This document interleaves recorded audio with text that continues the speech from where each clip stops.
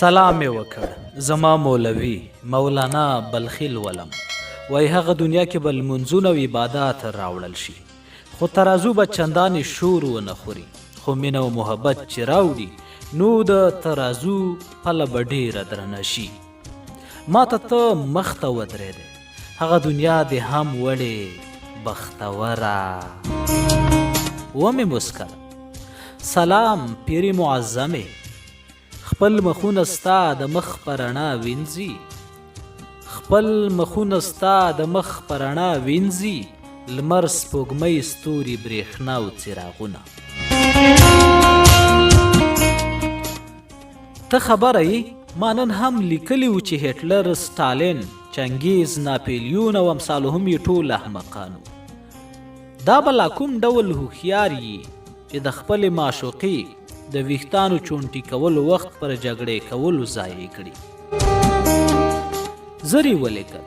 هی هی جالبه درته وکړه دلته نن پوهنتون کې د بحث موضوع خصوصي او دولتي تعلیم باندې وه هیڅ مقنع دلایل مې نه لرل چې زه د خپل ګروپ په استازولۍ د دولتي پوهنتونونو او زده کړو دلایل ارایه کړای شم د صنف اخر کې استاد یې وپوښتلم چې کابلی اوس یې ووایه ولې ډېره د دولتي تعلیم طرفداره قرار مې ورته وویل ځکه چې ما مې لومړۍ مینه په دولتي پوهنتون کې موندلې ده ومې لیکل د هټلر لورې ما فکر کوو چې هېر کړی به دې یم خو تا زر یې ولیکل هېرول د نارینهو کار دی د 2 ورځو مینه د نارینهو خاصیت دی ته خفه مه شي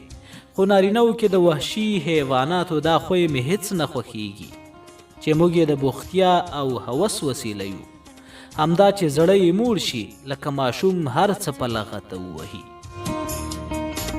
ومې لیکل ته هېروې چې ما تا سره په مینه کې هر څه او هر څوک هېر کړل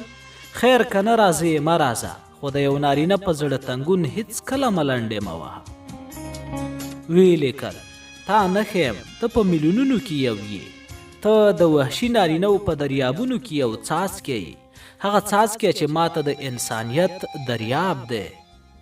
ومې خندل دغسې مې ستاینې کوه چې چاغ شم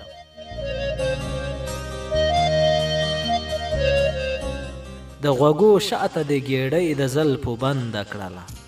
د غوږو شاته د ګېډۍ د زلفو بنده کړله زما خبرې اورېدو ته دې زړه ښه کړه آخر ویې خندل میلان کند را رښتیا ویل د بشر ستره تېروتنه او ګناه همدا ده چې له تېرو عبرت نه اخلي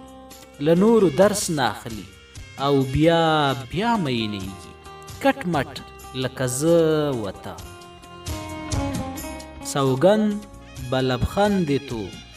دل من تنگ تو بای پام کوه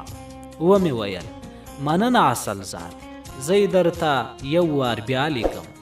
چې ستا یادول مې هغه ګناه ده چې زه یې بیا په خوند سره تکراروم